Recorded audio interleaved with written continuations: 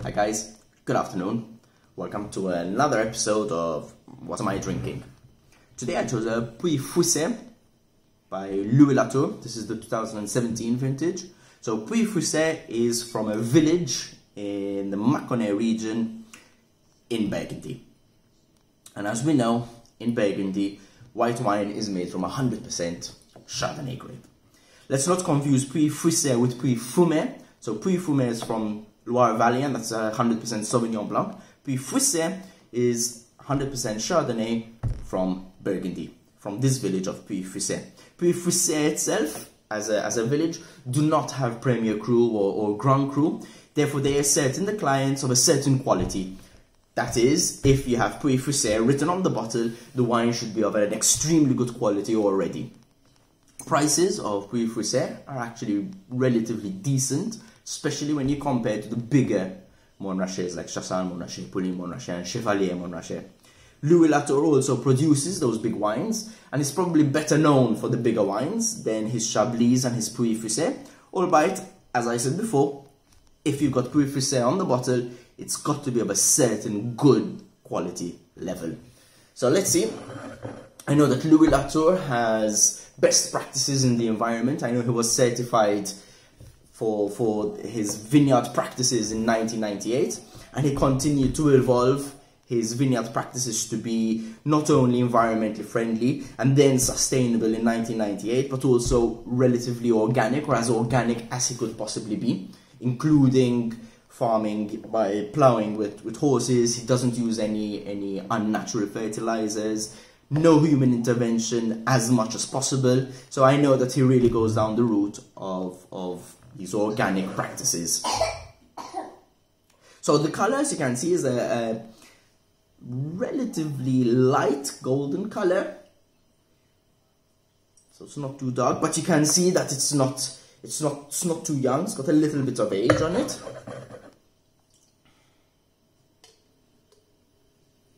On the nose, it's got some beautiful aromas. These intense floral aromas, intense minerality.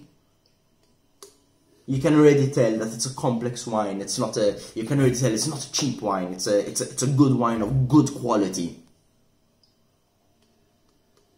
I get white peach. These yellow fruit flavors, so maybe apricot as well. Certain creaminess to it. I can tell it's soft. It smells very elegant already.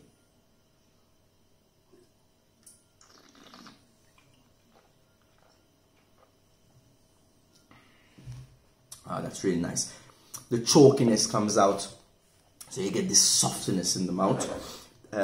Most of these Chardonnay grapes are actually grown on chalk and limestone terroir, and that really comes out on the palate, and that's wonderful. So it's very true to its terroir, and that's exactly what you want. You want a wine that gives you what the terroir is all about.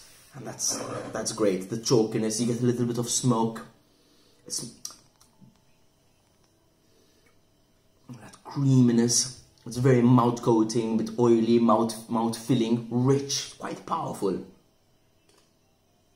But then it's all balanced, so it's still refreshing.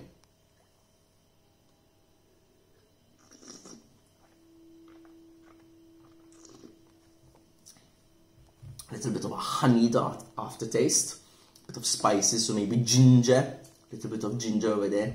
That's really nice, actually. So the floral comes out again, so it's a nice mix between floral and spice and cream. And the yellow fruits, you get yellow apple, like the soft apple, so not that acidic one or the harsh one. Pear.